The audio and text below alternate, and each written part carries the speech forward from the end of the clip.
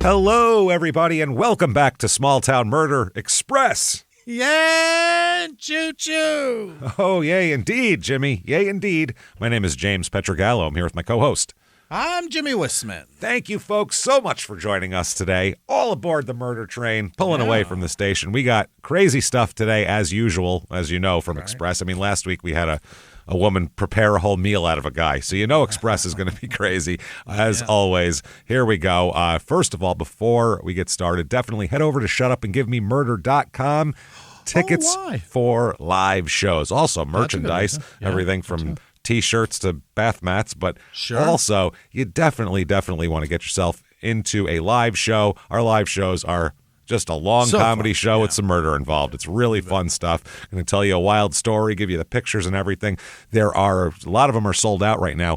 We released our holds for San Diego, so there's a few left for San Diego for people. A lot of people are looking for those. And then we have Seattle, DC, and Philly are all available for purchase at this moment, but they're close to selling out, so get them now if you want to be there and do that. Shutupandgivememurder.com. Also, listen to Crime and Sports, listen to Your Stupid Opinions, our other two shows that are damn funny, and as well, get yourself some Patreon. Yeah. Do yourself a favor. You deserve it. You deserve it. $5 a month is not a lot, so anybody, $5 a month or above, patreon.com/crimeinsports. You're going to get a lot. First of all, hundreds of back episodes that you've never heard before. Immediately upon subscription, you're going to get to binge.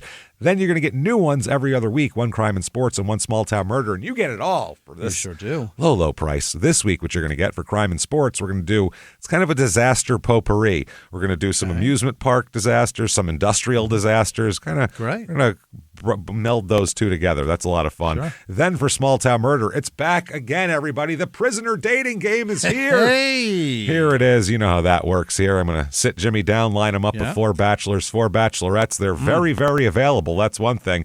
They have two things in common. They're very available, and they're all incarcerated violent felons. So Jimmy's going to pick one of each based on nothing but their own descriptions, and then he gets to find out what a terrible mistake he's made while we figure out what they've done and everything like that. It's so much fun. Not only that, you get all 3 shows, Crime and Sports, Your Stupid Opinions, and Small Town Murder, all ad-free on Patreon as well. Unbelievable. It's the best deal you're going to get, and you get a shout-out at the end of the show, too. End of the regular show. No time on the Express. So there you go. Where I dare you. Do it up. Patreon.com/crimeinsports. That said, I think it's time, everybody, to sit back. Here we go. Let's get this going. Clear the lungs. Here we are. Arms to the sky. Let's all shout. Shut up and give me murder. Let's do this, everybody. Okay. Let's go on a trip, shall we? Yeah. Let's do it. We're going to Nebraska this week.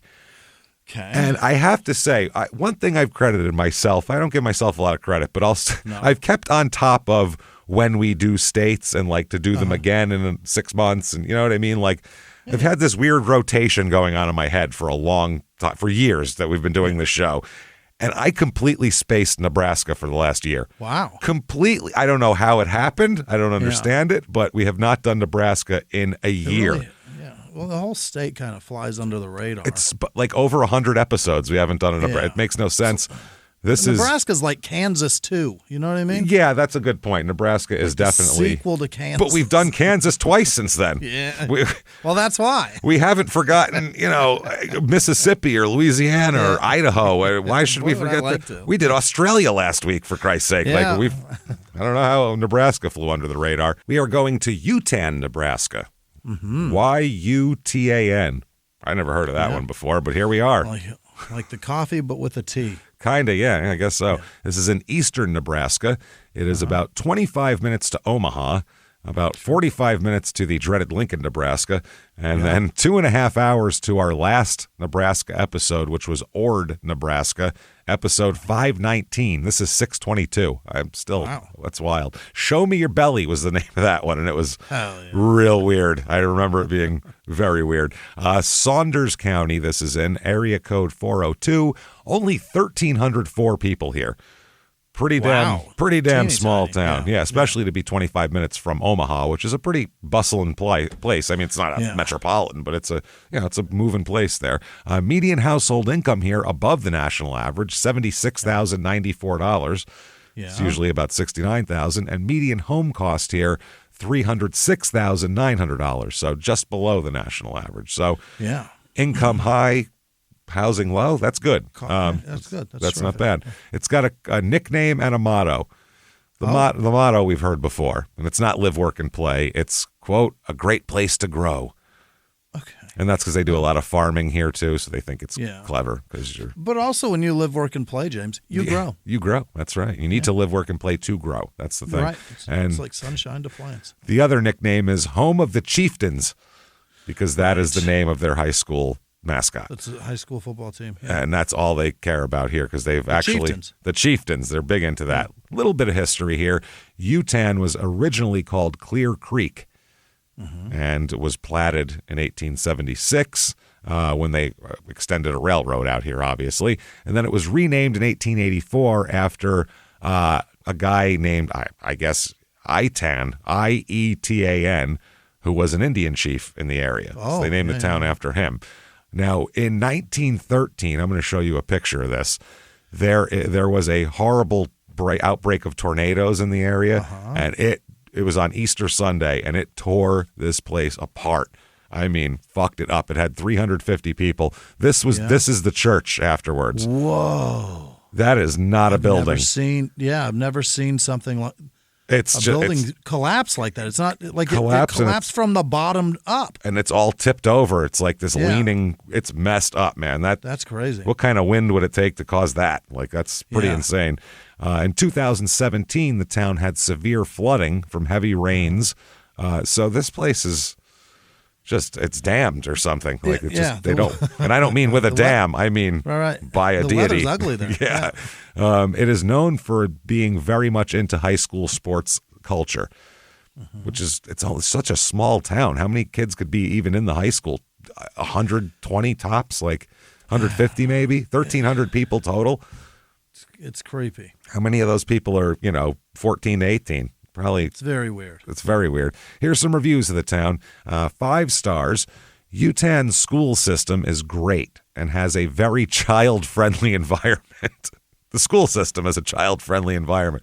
They took the stripper poles out a couple weeks ago and made it more child-friendly. Child-friendly, yeah. You should have seen the schools before. Wild. They put a bunch of covers on the sockets. Oh, they took the bars out too. They had, and I don't mean on the windows. I mean they had in case the kids needed a drink or two. But they took those out. They took all the stripper poles out. They made it way different now. Put a bunch of latches on the cabinets where all the chemicals are held. Yeah, just little things. Yutan doesn't have many stores, but Omaha is 15 minutes away. Yutan has some of the highest test scores in the state. I'm happy I chose my child to live here. Chose my child to live here. Is a very weird place to put it. Yeah. Weird way to put that. Your sentence structure is bizarre, lady. It's so weird. Or fella. Yeah. Especially to follow a sentence about high test scores with that. Right. You didn't go to school here then, I don't think. Here's 1 star. Trashy place, trashy people. Hell yeah. Now we're on to it. Now I like it. Here we go. That's where I want to be. Here we go. Some of the most immature people I've ever met. No work ethic, no consistency, lots of drugs. Yeah. That's the town. All right. Things to do in this town here. Not much, let me tell you. 1,300, person town in the middle of rural Nebraska. Not a lot going on. But there is the Yutan Days 2024, 2025. I have the 2024 schedule here. And so we'll find out what happened at the Yutan Days parade, I guess. There is a barnyard pedal pull. And I don't know what this means, a state-sanctioned kiddie pedal pull. State-sanctioned. I don't know. Yeah. Do they need a sanctioning body for kids to pull? Yeah, they got a committee. Which are you on? Which end are you on of the rope? Is the barnyard animal pulling you, or are you pulling it? You're asking me. Yeah, I'm not positive of the logistics of this whole setup, but it sounds insane. Which location of the cart, before or after the horse? That's what I'm wondering. And there's an adult pull to follow. That's good. Oh, there is a beer garden. There's beer pong in the beer garden. Yeah, of course, and there is music and karaoke from 9 p.m. to 2 a.m.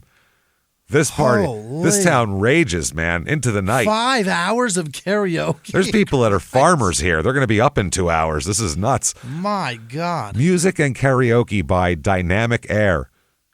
That's the band who's going to do karaoke, I guess. Yeah.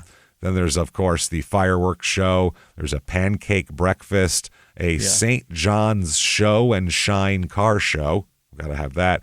Live music by Dylan Bloom. Sure. He plays for 3 hours. Fucking shit, Dylan. Take a break. 9 p.m. to 12 a.m. What are you kidding me? What are you, the E Street Band? What the fuck are you doing 3-hour sets? 3 hours? What's wrong with you? How much music could you have? $5 cover charge for that. You know, he is going to kill himself up there, so you might want to see it. And then from 12 a.m. to 2 a.m. on Saturday, they have a DJ.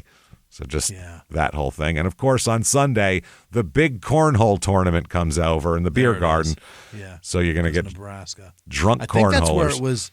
I think that's where it was invented. I'm going to assume anything with corn was invented in the Nebraska-Iowa belt here somewhere. Yes. I assume. Yeah, but I think it was Nebraska. They had so much corn to figure out something to do with it. So there it is.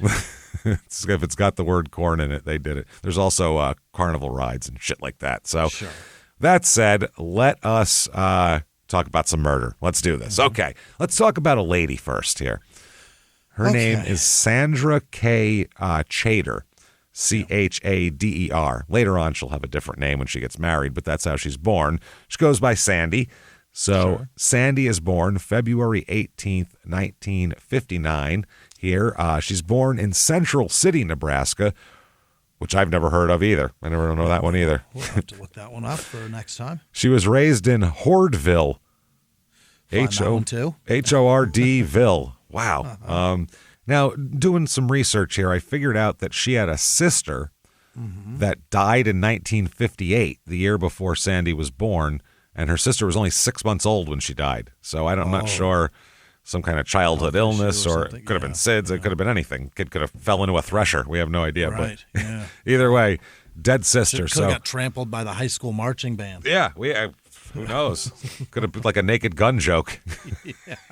People just right over his corpse, right over her little tiny corpse, which is terrible. But terrible. It happened like 70 years ago, so it's funny now. Anyway, in all seriousness, she so that's coming up in a family that just had like the death of the child that was right before you. Then they had you. Right. So would you feel like a replacement child?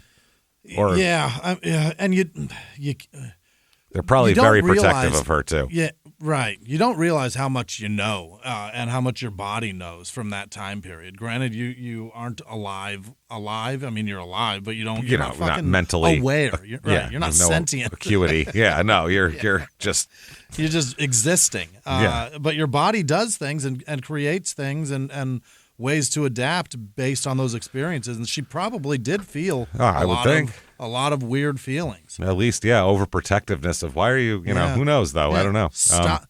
Wishing she could scream, "Stop it." So she graduates high school in 1977 in Hordville there. Now, she is going to go to school. She wants to be a teacher, or later on, and that's what she'll end up doing here. She's going to find a man here in the mid-'80s, named Mark Schnabel, Schnabel, Mark Schnabel. And they get married in 1986. So there we go. She is, what is she there, like 27? She gets married to Mark. Yeah. Mark's 2 years older than her, so, same general age here. He's a landscape designer. And he worked for a bunch of different companies around the area. He worked for a Lanoa nursery in Omaha and all this type of shit. So they move around, but then they start to settle. In about 1987, Sandy gets a job in the Yutan school district. So this is where they're going to settle in and everything like that. She starts teaching and coaching volleyball for the Yutan school district, and she is a badass coach we'll talk about here. Yeah? She's really good, yeah. Now, they have 3 kids, and so this looks like a John Cougar Mellencamp song, It's going great. Little pink houses and white picket fences and jobs and kids and, all that. Good. It's so good, yeah. Sucking down chili dogs and all that shit. Yeah. So 1989, they have a son named Trevor. 1992, a daughter named Courtney. And 1995, a daughter named Sarah. So they spread them out every 3 years. They even seem like they're good at planning. Yeah, damn. Exactly. They seem like they're very good. They're doing everything like you'd tell somebody, you go, well, don't get married when you're like 20. Wait till you're like closer to 30 if you meet somebody great. And then, wait a couple years to have kids. Wait, enjoy each other for a few years. And then don't have the kids right on top of each other because that's really hard. So give it like they took everybody's advice and just did it. Have one in diapers at a time. Oh, exactly. Genius. Once one learns the shitter, you can pump another one out. No problem. There it is. Now, Sandy, like we said, is a teacher and a volleyball coach. One of her students said, Sandy's a teacher at Yutan High School. She taught business classes and typing and some photography classes. So I was placed in Sandy's class to learn how to type. She had a way of being able to connect with her students and the student athletes. She always wanted her students to succeed. So that's one of her former students at the time here. And she is like a really, really good coach, though, from what I gather here. They ended up winning in 92. They end up winning a championship, like a state championship, which is pretty impressive. I mean, I don't know. It's 1,300 to win the state. Yeah, it's the state class C1. So, I mean, it's probably smaller schools, but this is a very small school. I mean, it's 50 people. I can't imagine how many of those, because you take 1,300 people and then you say, okay, how many of them are 14 to 18? And then you go, okay, now how many of them are good at volleyball? Right. You're like, this can't be that many. There just can't be. It's very small. Yeah. She had to have extracted every drop of volleyball talent that school has to offer. Like, nothing hidden. She, in her 12 years, her record here is 173-35. That's her coaching record. Not bad. Which is terrific. Yeah, that's like, Don Shula in the 80s. Out of 200 games, she won 173 of them? That's not bad. Yeah. Wow. Pretty goddamn good. About 110 games. It won the 92 state championship, and they went to 7 state tournaments as well. Pretty badass. One of her players said, when I was a freshman, I was kind of the class clown. I would laugh and, maybe not focus as much as I should. She pulled me aside and she's like, you have some intangibles that the other kids don't have, and I need you to dig deep because if you do that, the sky's the limit for you. And I remember thinking, I trust her. I believe her. She just had a gift, She just had a gift. That's nice. And a fellow teacher said Sandy was a tough coach and a demanding coach and teacher who treated everyone fairly and earned respect because of it. So she's like not a coddling type of teacher. She'll take you aside, kick your ass a little bit, but in a way that makes you go, oh man, damn, yeah, she's right. Thank God for her. That's tough. I mean, every teacher should strive for that, but most of them can't hit that. That it's either too soft or too hard. But hopefully, all of them are trying to do good. But that is the goal, isn't it? To make a fucking difference in people's lives and show them how things are done. But I mean, it's half knowledge and half just being able to have the kids not just think you're full of shit and just dismiss you. Because as a kid, you just dismiss what adults say unless there's somebody that you really, get a vibe on that you believe in. She's also deeply involved in church. She's a soloist in the choir at the Mead Covenant Church and was active in the youth programs as well because she's good with kids, obviously. Yeah. She gets to praise solo. Look at that. Oh, yeah. That's what I mean. She's busting out so she can sing. She knows her volleyball. She's a good teacher. Yeah. Things are going well here. Now, from the outside of the whole thing, it looks like Mark is just as devoted to the family, too. I mean, just looking in, you see the two of them. She's got a lot going on with the school and the sports. He picks up the slack at home. Any slack that comes up. He's everybody calls him like a Mr. Mom type. All right. Volleyball stuff is in the evenings, so someone's got to take care of her kids too. So it's just, really kind of a nice little family life they have going on here. It looks like he's the supportive husband, and everything's great. Mark's mother, Ethylene, which sounds like a fuel additive. Ethylene. Who would do that? Ethylene. Isn't that a fuel additive? Is that a corn-based? Is that a corn-based fuel additive? Is Nebraska that crazy for corn? Ethylene. Ethylene. Either that or it's like a Little Richard song, isn't it? Ethylene. It's a drink that you make at home with cough syrup. This will cure the kids. I made up a batch of ethylene. Don't worry about it. The kids will have those fevers down by morning. Yeah. Some country method. It's the lean that your grandma Ethel made. Ethylene. With a picture of an old lady on the bottle, smiling. Clearly fucked up. Just happy as shit, little round glasses and shit, all granny looking. High out of her mind. Oh, so this is Mark's mom, Ethylene. Yeah. She's from South Dakota. Their family's from South Dakota originally. She said he took care of the kids more because of his wife's schedule at school. He's a very loving and caring father. Yeah. Now there's some problems though that they have that everybody goes through ebbs and flows in their lives and their lives and their businesses. And Mark's business isn't going very well. He started his own landscaping business and landscaping design business when they moved here, and it's just not really bringing in the dough. Okay. I don't know how much business there is in a town of 1,300 people for landscaping in corn country. I'm not sure. I mean, I don't know. If you farm all day or you're doing any sort of agriculture work, last thing you want to do is trim a fucking tree on your own property. Yeah, but it feels like everything that's not like, a Farming little is yard. landscaping. Yeah, it's already got farm. They just put crops on it. There's no need to landscape it. Just plant something. Yeah. Fuck it. So I don't know what's going on. It's true. Farming is its own landscaping. So, and some of the neighbors said, his landscape business was struggling. He wasn't doing that great with the business, essentially. Yeah. So Friday, May 21st, 1999. Let's go there. Mm-hmm. This is the last day of school before summer vacation. Oh, yeah. Oh, yeah. You can hear the Alice Cooper playing. 1999? 1999, yeah. Hell yeah. That's when I graduated high school, man. You were jacked on this day. Yeah, I can feel it. You were jacked.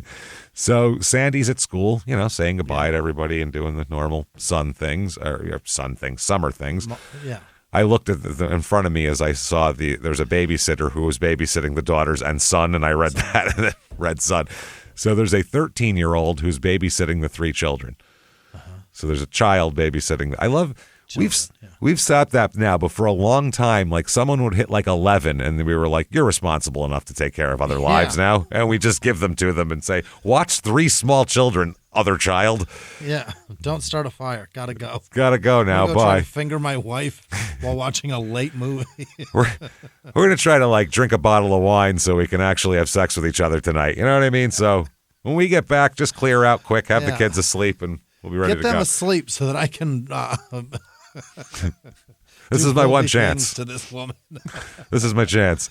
Yeah. So 13-year-old babysitting the 3 kids that afternoon while Sandy is finishing up all of the clearing out her office, just clear, not going to be there for 2 months. So that happens that day. That's the last day. Now that evening, it's an interesting evening here because by 1:30 a.m., so it's now Saturday, May 22nd, yeah. By 1:30 a.m., there's a guy knocking on the door at 1:30 a.m. There's 2 guys, one named Jason McFadden, the other is Scott Mumm, and they're 19-year-olds who are on their way back from a rodeo. Sure. Which, as one does. And they do late night shit here in this town. They have their parade goes until 2 a.m.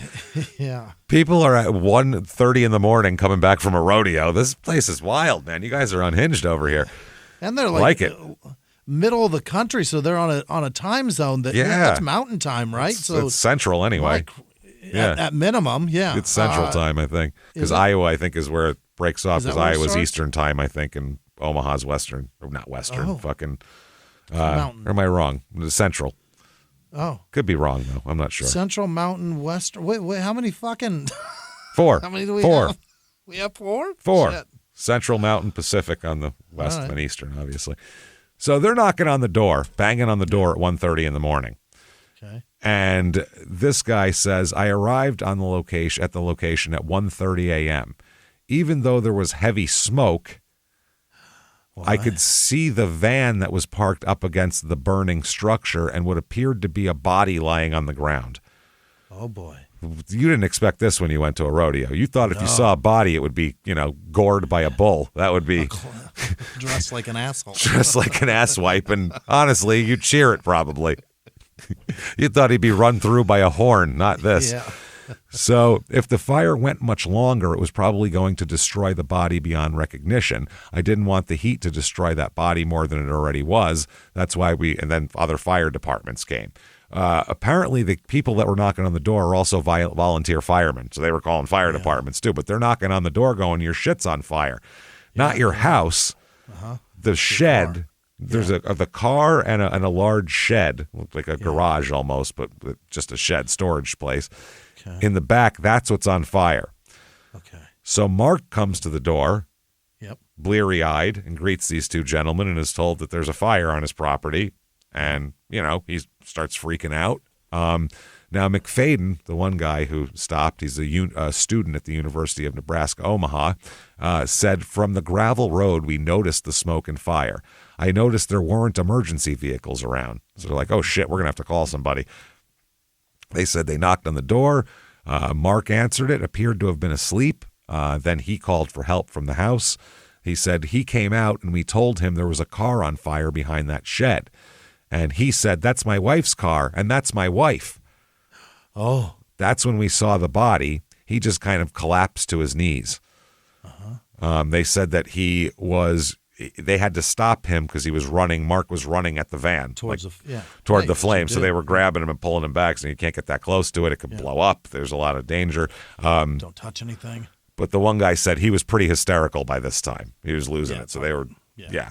The home's about 75 yards from the storage shed, which ended up burning to the ground. So 75 yards is a good distance. He's got some yard. Yeah, there's a good amount of property here. Nice. One of the firefighters there said, we extinguished that fire scene. I got on the phone and called for investigators to come out to the fire scene to assist me. When I arrived on the scene, everything seemed to be under control and stabilized at that point. I could see the body under the van. It was considerable damage to the body. We could not make a positive identification, the body that was damaged. You couldn't make that. Yeah. So they needed dental records to figure out this was Sandy. It was that bad. It was that bad. Jeez. She was like kind of wedged under the minivan, which was up against the shed, which everything was burning. Right. So the scene is crazy. How the hell does that happen? It's a bizarre placement, It's really weird. So they didn't understand it, too. They said there's nothing about the vehicle. There's no damaged fuel lines or anything else. It's a 1992 Caravan, by the way. Yep, the square ones. That's what's on fire, which is exactly what she would drive at that time. Hey, everybody, just going to take a quick break from the show to tell you about Acorns Early. AcornsEarly.com. Absolutely. Remember when you were a kid and there's something you really want? And you're saving for it. Yeah. You're just like, you got like a piggy bank. You're just stuffing things all together. Yeah. You're trying to do that when you're a kid. You know what I mean? Remember that? Remember like you wanted like the PlayStation when it came out or something at first. And that teaches you, though. It teaches you about money. You put it aside and then you end up getting what you want. It's pretty cool. We want to do that for our kids. We should all be doing that. Turn your kids into savers. Acorns Early makes it easy to teach kids healthy money habits that will stick with them for life. I mean, we've all asked ourselves, why didn't they teach us this in school? Sure. Why don't we know how to deal with money? Why aren't we financially literate? What are we doing here? I feel that way all the time when I'm dealing with money, and that's why I want to give my kids a head start on their money goals with Acorns Early. My parents never talked about money. Your parents, except that we don't have any. I never heard a drop. It's hard to talk about what you don't have. No, we had to figure all that financial stuff out on our own, and we've made a lot of mistakes, and that's why we want to get the kids going with acorns early. Piggy banks are great and cute and all, but let's be realistic here. These days, there's so much more kids need to know about money, and acorns early makes it easy to teach the kids lifelong skills.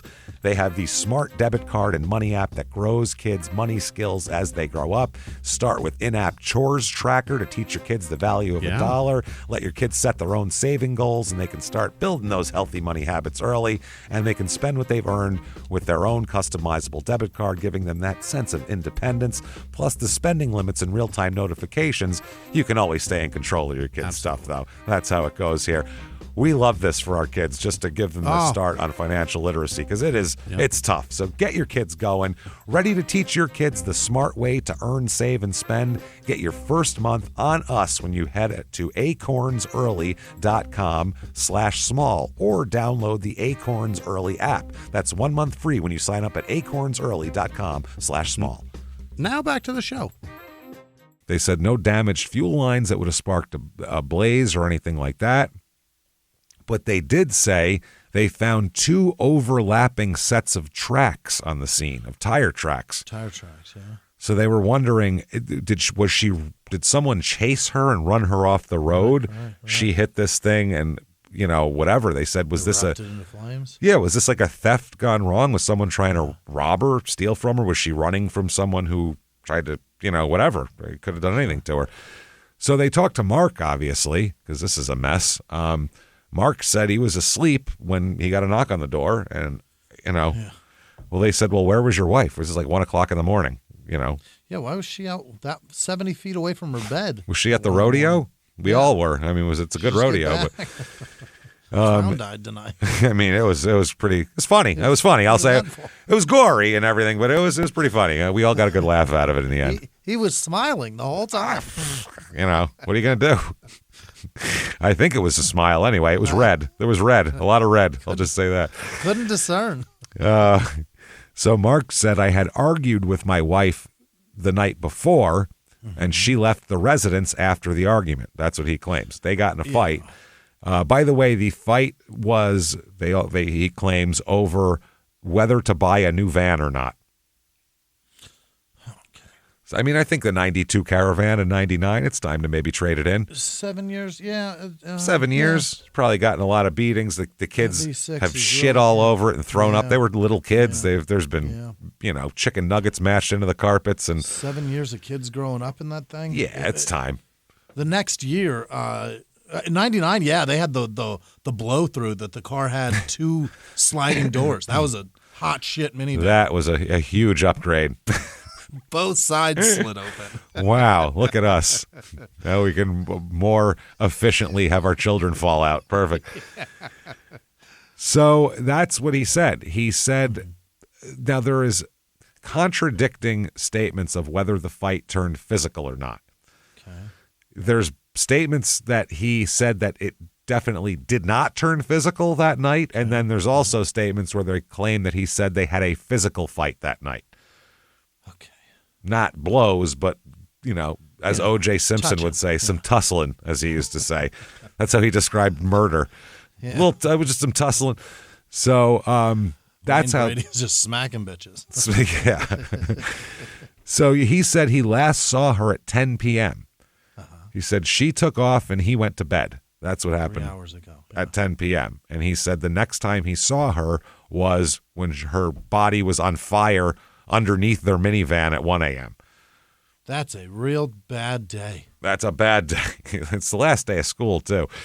Now, investigators, this is from the newspaper at the time, because, this is a big deal around these parts, and they are trying to figure out where she had been and what she had been doing prior to her death. That's what they're telling the press. Yeah. One of the cops says, one of the homicide detectives says, we definitely need someone who was with her and knew her whereabouts. We have a lot of puzzle pieces, but it's not coming together yet.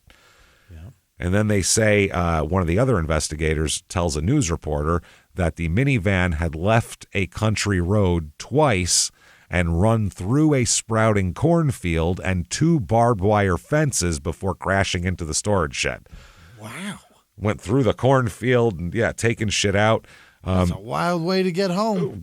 You know what I mean? Yeah, you normally don't say, I'll take the cornfield. The road leads right to the driveway, but I'll just take the cornfield maze today. Yeah, let's do it.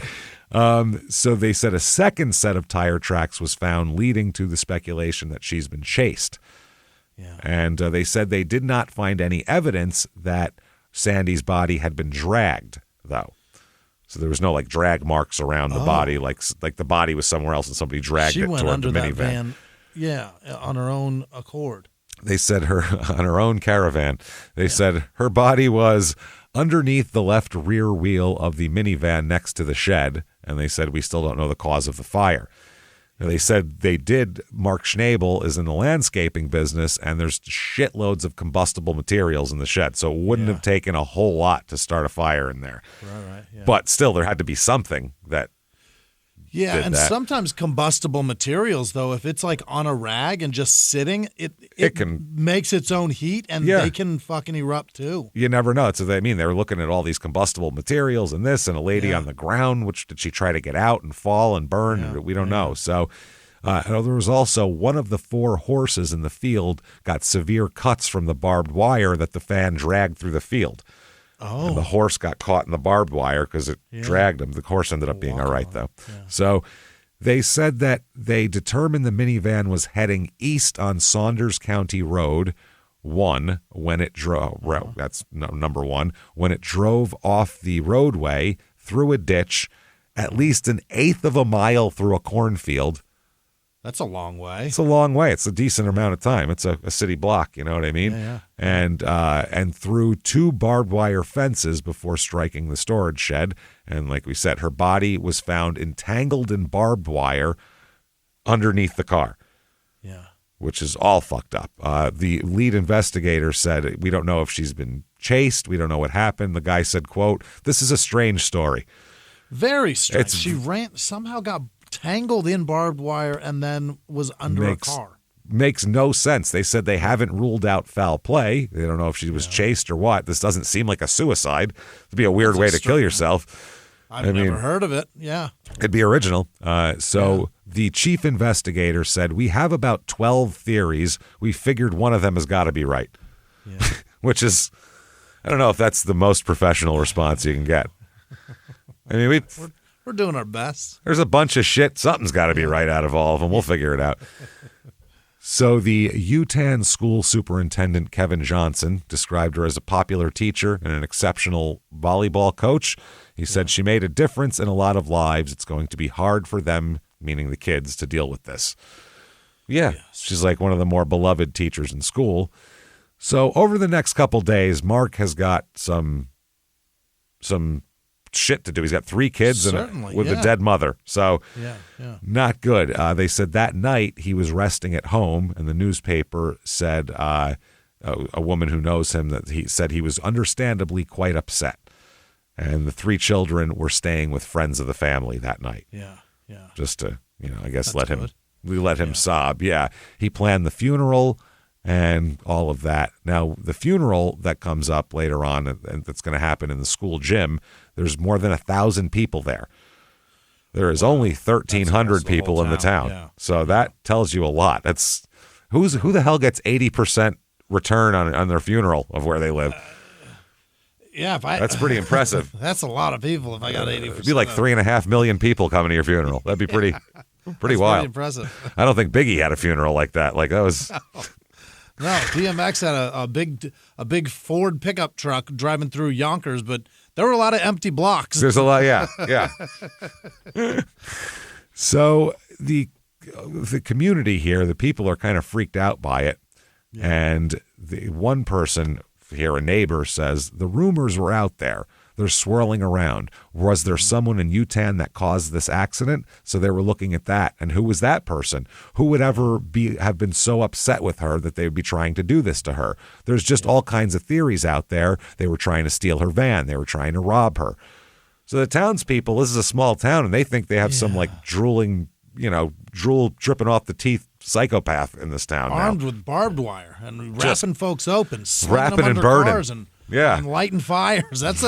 That's a slobbering maniac for sure. That's a maniac, yeah. So they didn't understand it. Another neighbor said everybody would see us somewhere. Everybody would see us somewhere and say, we just can't imagine what happened to this woman. It was a mystery for everyone because people were so enthralled with her and the way she handled herself and the way she handled her family. This was the last person they expected something weird to happen to. The computer coordinator at her school said she was a great lady. She never had anything bad to say about anybody. Wouldn't say shit if she had a mouthful. Nice lady. Gross. She's a nice lady. That's like from the 40s. Yeah. So, yeah, it's an old-timey. He's a great guy. Wouldn't say shit if he had a mouthful. That's one of those. Disgusting. Yeah, it's old. What fucking idioms aren't disgusting? They're all gross. Oh, chicken shit and chicken salad was fun. That's not gross. You taught me. That's a party. Again, that's pretty gross. So this investigation, the team is the Nebraska State Patrol, the State Fire Marshal's Office, and the Saunders County Sheriff's Department. They're all investigating this. Okay. Yeah, it's a lot. It's a lot. They said everybody. And the whole thing is, where the fuck was Sandy during that 3 hours? Yeah. If Mark went to bed at 10, shit's on fire at 1. Yeah. Where did she go for 3 hours? His story was she left, I went to bed. That's 10 o'clock. That is a long way to go. 3 hours. And a short time to get there. Fuck yeah. So one investigator said, I was trying to get more information about their home life and things like that.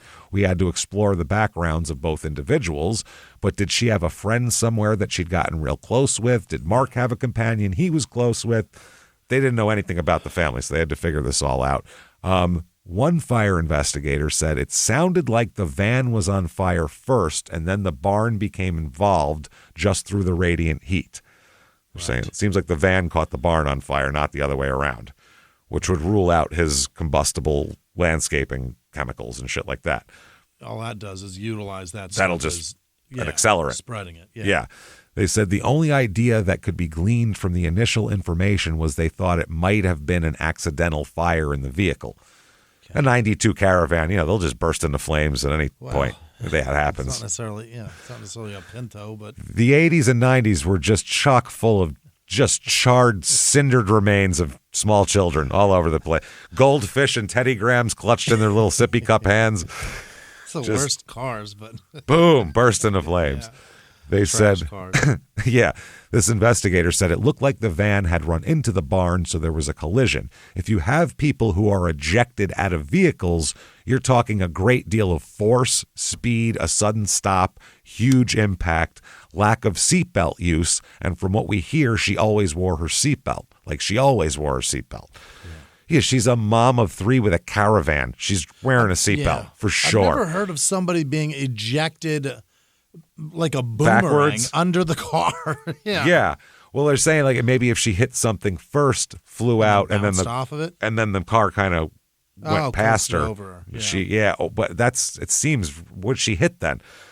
That's what they're saying. You don't bounce off the garage. You don't accidentally shoot through the windshield. Like you're not just driving, all of a sudden you shoot through the windshield. He said, really got on the brakes. You got to hit a fucking brick wall at a certain speed to go through a windshield. So who did your brakes? I need that guy. Yeah, what the shit, man. So they finally get an autopsy done on Sandy, and they figure out she had a fractured skull, broken ribs, and bruising on her torso, but she ultimately died from burning to death. Oh, my God. Not smoke inhalation. Not smoking. No, she was under the car. There's no smoke. She was on fire. Lord. She was on fire. So she had all that other shit, which I guess could happen when you fly out of a windshield or when you fly out of a car and land. I suppose you could have some bruising, a fractured skull, and some broken ribs. Yeah. That seems okay, but they're still like, how did she fly out of the car and land up behind it? And if you're on fire and still alive, why didn't she try to get out from underneath the car? That's the other thing. Yeah, she had to have been possible. Well, she had a fractured skull, so maybe she was unconscious. Maybe, hopefully, fuck. Yeah, when you burn to death, you'd much rather be unconscious. So they talk to the kids. All right. Finally, after like 2 days, they get to talk to the kids, and they have videotaped interviews with the kids. Now, Sarah's like 3 years old at this point, not even 4. She's like 3.5. So she says, and I don't know what you can take seriously of a 3.5-year-old. Not a lot. I have a nephew that's 4. He tells me some wild shit that I know isn't true. You know what I mean? There's, purple hippos in his neighborhood and shit. Like they'll just say things when they're that age. You don't know what the hell they're talking about. And they don't even know what they're saying. When my niece was 3, she called cotton candy cock and candy. That's Can I have some cock and Andy? No shit. They don't know what they're saying, and they don't know why they're saying it. They don't know anything. I once told an old man in a store, my mother was buying me cookies when I was that age, and this old man said, "Is your mother a cookie monster?" And I said, "No, my mommy's a pervert," because I must have heard that word somewhere. For whatever reason. That's what came out of my mouth. Nah, man, that bitch is a pervert. Mommy's a pervert. Now, if you had me in an interrogation room, that wouldn't look too good for Mommy. But that's terrible. Mommy's going to prison. What the fuck? Yeah, she said this old man was like, "Oh, God," and just like scurried away. Yeah. So also, I just heard it somewhere. Who's giving my niece cock and candy? Yeah. Who's Andy, and why is his cock out? What's going on here? So Sarah, though, says that they're talking to her within 48 hours, so I guess it's still pretty fresh. She said that night, and again, a 3-year-old, it's hard. Do the days, can they delineate days and what they are? Do they all kind of run together? She said that she saw her mother with a bloody nose shortly before she was gone. Okay. A bloody nose. Now, Trevor, he had an 80-minute taped deal here. And he said that he heard his parents arguing on the night of May 21st. And he's almost 7? I think Trevor is the oldest, isn't he? Oh, he's the oldest? So he's like 10? I believe so. He's like 10, at this point. So he said that he was awakened from his bedroom on the second floor by what he called a, quote, painful scream from his mother downstairs. He said he went downstairs to the living room to check it out, but his father told him to go back to bed, go back upstairs, get out of here. He said that he also saw his mother in the brown recliner that was in their living room. Okay. He said she wasn't talking or moving. And later he said he snuck back downstairs because he was curious about what happened. And, what the hell? When you tell a kid, don't look at that, he's got to go look at it. Yeah. He said he looked through a crack in the front door and saw his mother sitting in a chair outside with her head lying on her shoulder. Like slumped, like you're trying to sleep on a plane. And he said she looked hurt. He said, I remember the sounds. I remember the way she screamed. I remember all of that. He said he remembered the fire as well. Mm-hmm. He said he heard screams and also the thud of something hitting something that night. He said that's when his dad told him to go back upstairs because he was here. He heard a thud and then the screams. Yeah. So, so that looks like he woke up and his father was possibly beating his mother. Yeah. And the bloody nose would then make sense at that point. Sure. And both children, the two youngest, the middle child, Courtney, she saw some stuff too, but I guess she wasn't told to go back upstairs at any point. They were all told by their father the next day that mom died in a car accident. Yeah. Now, Courtney said that she witnessed some of the violence as well, but she didn't see blood or anything, I guess. So Sarah, again, well, when they're interviewing her, by the way, it's a 33-minute interview. She's just like drawing with crayons, and she's being interviewed by a child psychologist. Not even the detectives are outside the room. I mean, they don't know how to talk to a fucking 3-year-old and not traumatize them worse. So give it up. Come on.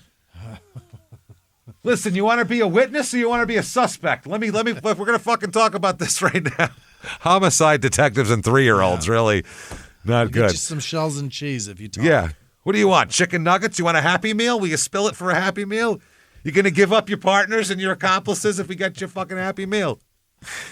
So they said she's got a little tiny voice, and she just said she saw her mother with a bloody nose and also asleep in the brown recliner in the living room that night. She said she remembers her mom on a recliner, blood running down her face and body, pooling on the porch of her family's home. Oh. Okay. Now, she's asked by the psychologist, was it a big chair or a little chair? And she said, a big chair, and stretched her arms out wide. Yeah. Big chair. They said, was there blood anywhere else on Mommy? And she said, yeah, on her cheek. And they said, okay, who else was in the room? And she said, Daddy. Uh-oh. And she also said that her father carried the brown chair, quote, outside in the dark. So, oh boy, how often have you been home and your dad takes the family recliner from the living room and just carries it outside in the middle of the night? Is that normal? Just runs it outside. What's going on out there? Air this one out for the night. It's going to put this. Yeah, it's just you know what? Just too much kid stink on it. I've been sitting in this farting. I've been for 13 farting for years. been farting into this cushion for a decade plus, man. It could use some wind tonight. We're gonna do some outdoor fumigation here. So Sarah said she also remembers her dad with a bucket and a rag mopping up something as well. That night. That is interesting. So, I mean, what is he mopping up in the middle of the night? Yeah. He's moving chairs. He's mopping shit up. Things are weird. So this is 2 days after the death. The investigators searched the home now, and one spotted what appeared to be blood spatter on the wall and the ceiling.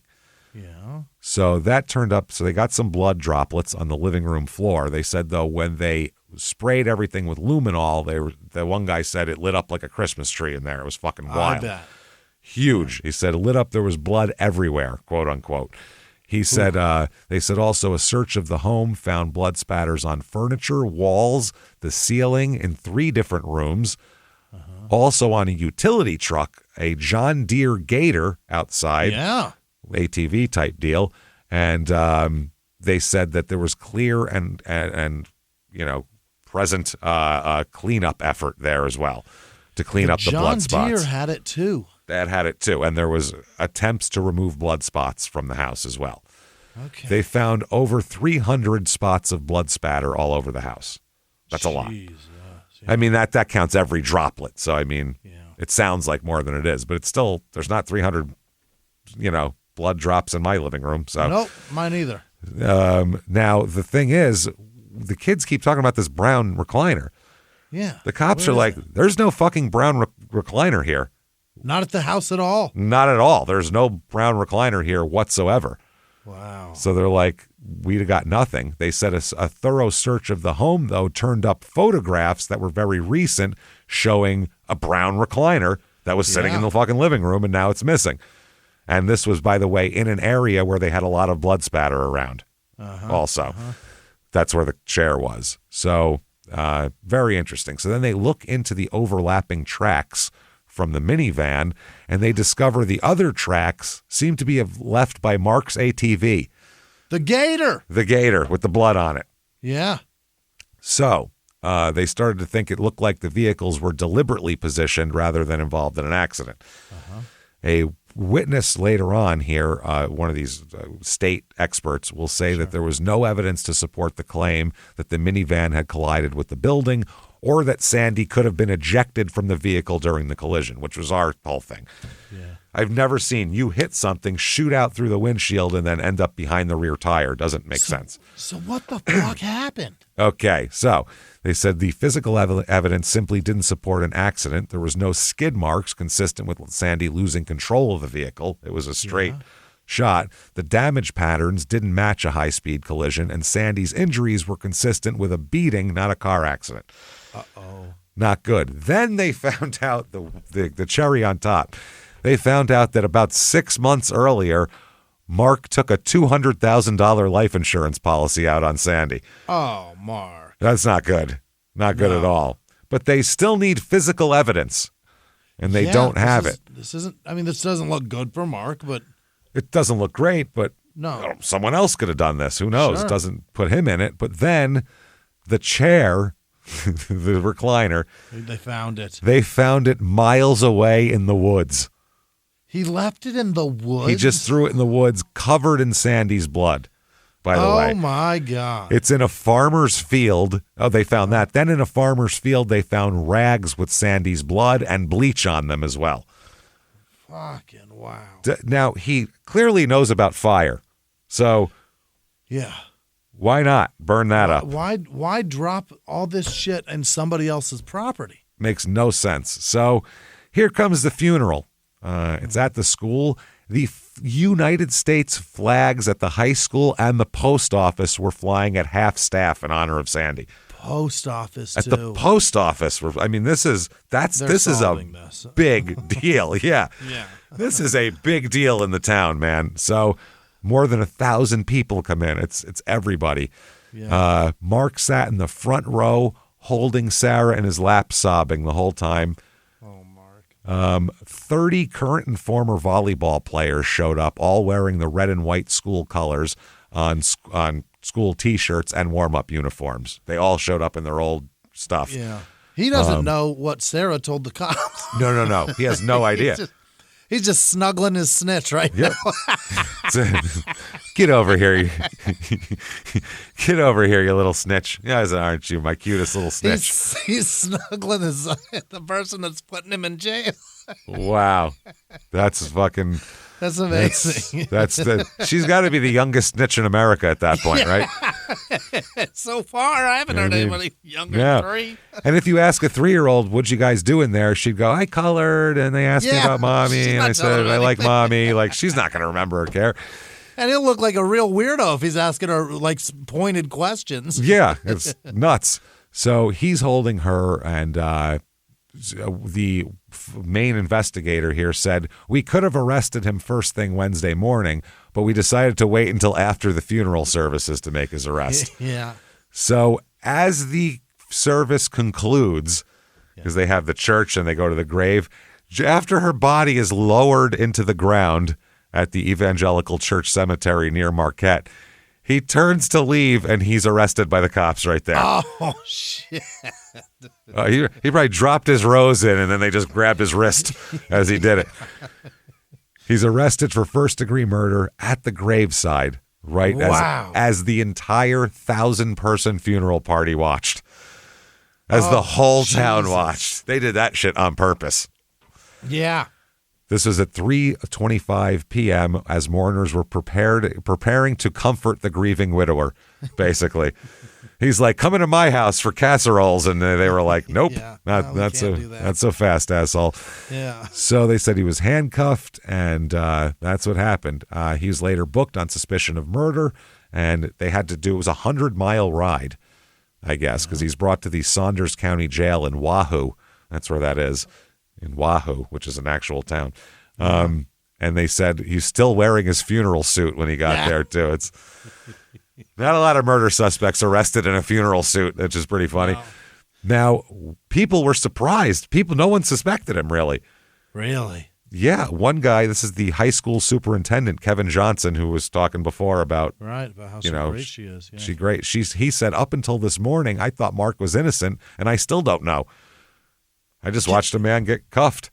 They're not going to arrest him without he doesn't. Kevin. I don't think the public knows all the evidence at this point, probably. Yeah. The pastor of the church said he was fucking pissed off that they said, why? Yeah, he said, don't do that shit there. He said, not my service. The arrest could have been postponed until after the mourners could gather with family members at the church. Yeah. He's like, I could have got a couple of bucks out of that probably, There were 1,000 people coming back to the church. You never know somebody going to drop something in a bucket. You had to fuck the whole thing up for me. You really fucked me out of at least $5,000. People are going to throw 5s and 20s in there. I had a good day coming at me, and you fucked it all up. So one of the church members said, not knowing the unknown has been the worst. That the truth will be revealed is how we've been praying. That's a weird way to put that. Mark's got an attorney, and he says, my client is super innocent, man. He said, this is ridiculous. He said, my client is distraught and surprised and worried about his 3 children, damn it. He didn't know whether he'd be charged with first or second degree murder. So here's what they theorize based on all the evidence. Mark beat the shit out of his wife with a blunt object and then said, this is bad.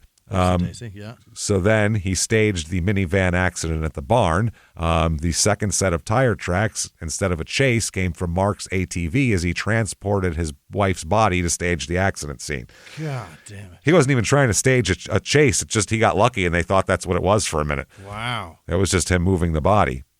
He used his ATV, transported the body to the barn area. It's a 5-acre farmstead. So his kids are inside sleeping. This is horrifying. He positioned her body underneath the caravan and set fire to both the vehicle and the storage shed. Mm-hmm. Why did he put her back there? That makes no sense. I don't know. Then he went back to her house, to the house, and waited until he got to act surprised. Yeah. So they decide over the course. The prosecutor says he's going to take the weekend and figure out what charge it's going to be, and then he decides that it is first-degree murder, is what he decides that we're going to charge him with. Mark's attorney said, "Frankly, I expected it.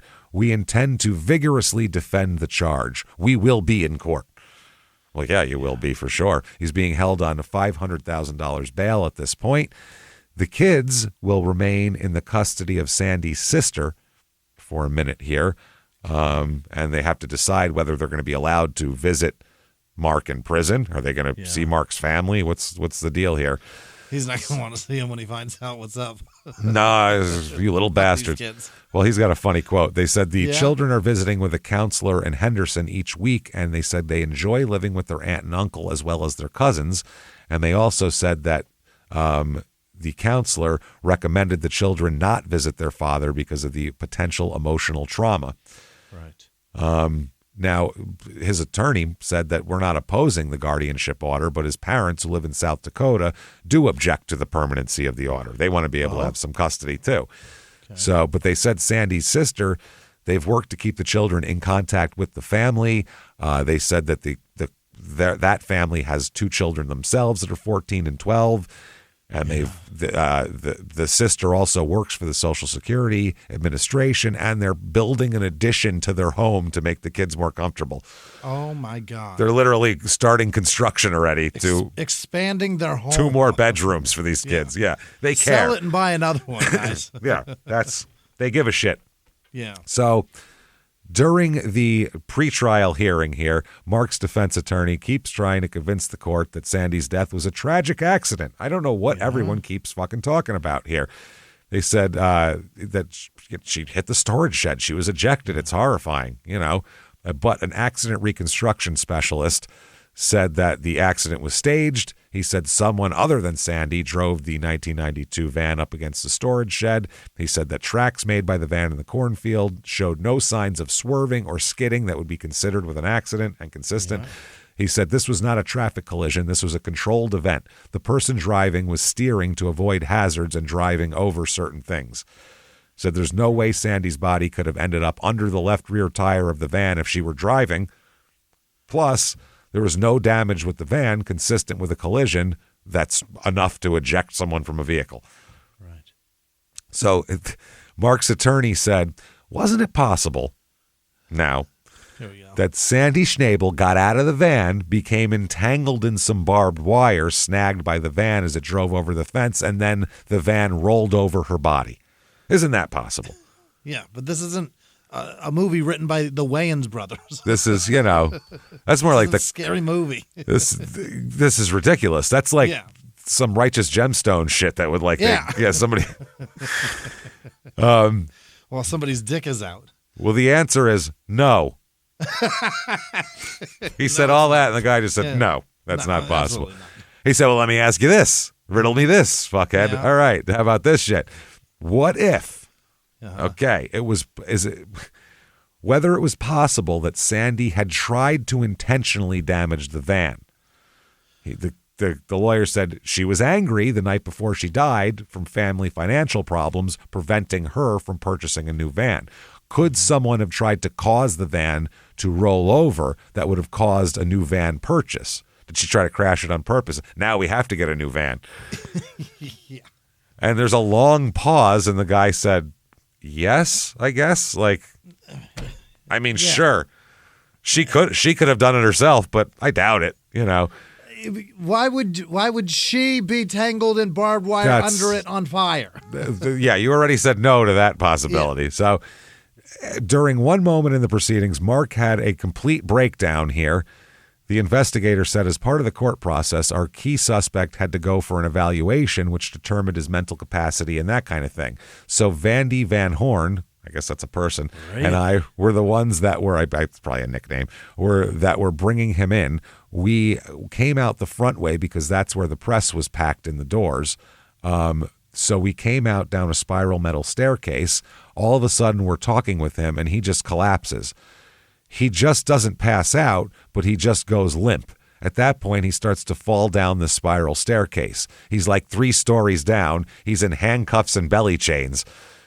If it weren't for Investigator Van Horn and I catching him, he would have went down that spiral staircase and probably suffered a great deal of bodily damage. He was losing control. So he's not meant for this, and he's not long for this, and so he's going to plead guilty instead. Yeah. They make a deal with him that he will be charged with second-degree murder if he pleads to that, rather than first-degree murder. Okay. That avoids the death penalty, but still leaves him in for life without parole, the possibility. Yeah. He pleads no contest, though. That's part of the deal, rather than guilty, so he does not have to say he did it. He doesn't have, the judge doesn't have to go, did you blah, blah, blah, and he says yes. Doesn't have to do that. Okay. So, yeah, it's second-degree murder in exchange for a recommendation by prosecutors of a sentence of 25 years to life. Now, that sentence, which, by the way, domestic abuse people in the state freaked out about because they're like, he's eligible for parole in 12 years if you do that. What the fuck? During sentencing, by the way, all the volleyball kids are back, all wearing their red and black fucking school jackets. Shit. He's got a whole team just ready to spike balls on his fucking head. So Mark speaks at sentencing and said, I just want you to know how sorry I am. And if I could take it back, I would, but I can't. Okay. So the judge called the murder unspeakably cruel and inhumane. Saw everything, said that he, talks about the sentences, the recommendations, but explains to the courtroom that even though the prosecutor recommended the sentence of 25 years to life, the judge does not have to abide by that. Have to do a goddamn thing. The judge says this horrific event changed the course of the children's lives forever. What you taught them is that even people who claim love them cannot be trusted not to hurt them. The court, having found the defendant guilty of 1 count of murder in the second degree and being fully advised in the premises, finds that the defendant should be hereby sentenced to, you, sir, may fuck off, life in prison. Okay, that's good. Said, fuck your deal. Yeah. Now, the defense attorney said that he wasn't surprised that the judge opted for a tougher sentence. He said it's mainly the feeble attempt to cover up that made everybody mad, meaning his client's feeble attempt to cover up the murder. Problem is the judge fucked up. Judge Gilbride made a bad error. She failed to set a minimum sentence. She didn't say without parole. She said life in prison. That made him eligible for parole in 10 years because she didn't specify. So that's the automatic default. Less. Yeah, it's fucking ridiculous. So when no minimum is specified, the sentence defaults to a statutory minimum. The prosecutor and the defense attorney here, like we said, they had the recommendation worked out. But anyway, so he's sentenced to that, and it's a fucking mess. The judge tries to fix it, but they say, no, you can't fix it. You can't. That's the law. Nebraska Supreme Court overrules the attempt by the state to appeal that sentence. And basically, in the wash, it all comes out that he has a minimum of 20 years. But it ends up being 10 years because that's so, yeah. And they did 20 and then it went back to no, she didn't set shit. So it's 10. And is that paroled or is it? That's eligibility for parole. Eligible for parole. Okay. Eligibility. They said, yep. They said it's a drastic change for his sentence. The defense attorney said. They said a flat life sentence is in the discretion of the court. Several Supreme Court judges noted that the interpretation would require a change in case law. They said that it sounds all well and good, but that's not how we've interpreted it since 1972. He's out in 10 years, or parole possibility. Yeah. The kids end up staying with Sandy's sister, which I think is good. 2016, he's up for parole. Oh, God. He said, I regret what this has done to my children, my in-laws, my family. My kids don't want me to contact them. I won't contact them, especially that little fucking snitch Sarah. I mean, I never want to talk to that bitch. I love my kids. He then says, that doesn't mean I don't love them. He told the board that he committed himself to being a productive and trouble-free inmate and has become a specialist in Braille through his prison job. He asked the board to parole him to South Dakota so he could take care of his 83-year-old mother. No. His 83-year-old mother, Ethelene, called him a very loving and caring father. He took care of the kids because of his wife's schedule, she said. Trevor says, I still remember the sounds. I remember the way she screamed. I remember the sound of whatever hit her. He hit her with, and I remember the fire. I remember the next morning he took us aside and told us to our faces that there'd been an accident. I don't feel safe in my life if he's released. Sarah said, my mother was dead when I last saw her. My life changed. For 17 years, this picture of my mother has haunted me. I have night terrors. I suffer from deep depressions.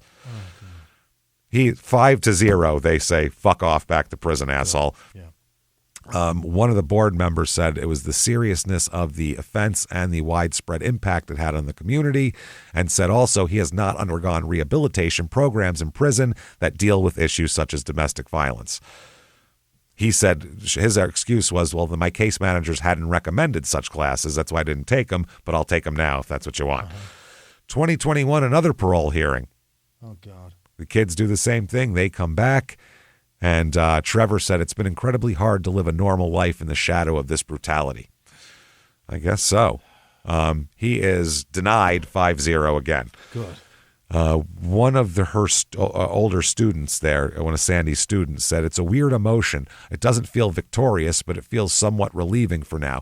All the volleyball kids show up at all the parole hearings in their warm-up jackets. Gear and everything, yeah. Yeah, they have a uniform. Yeah, they're 40-year-old broads squeezing into their fucking 3 kids later, squeezing into their high school shit, showing how pissed off they are.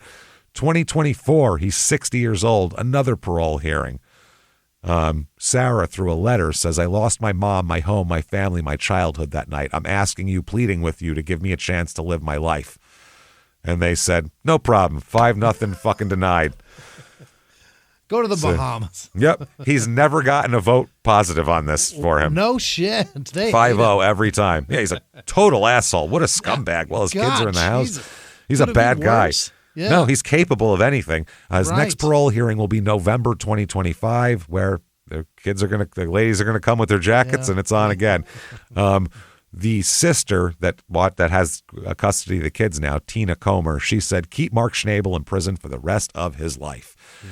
She's buried at the Mamre, I don't know, church cemetery in Marquette, Nebraska. There. So there you go, everybody. I'm telling you, we can't go away from Nebraska for another year. It's crazy there. We've been away for too long. Quickly, at the end of the show here, shutupandgivememurder.com is where you go for everything. Tickets for live shows, get them now. Seattle, there's a few left for San Diego that we just released. Also, D.C. and Philly. Get those tickets right now. Shutupandgivememurder.com. Follow on social media at Small Town Murder on Instagram, Small Town Pod on Facebook, patreon.com/crime in sports. You get everything there. Anybody, $5 a month or above. All sorts, 300+ episodes of back stuff you've never heard before. New ones every other week, including this week. We got Disaster Potpourri for Crime and Sports. Prisoner Dating Game for Small Town Murder. Need I say more? God damn it. And you get all 3 shows.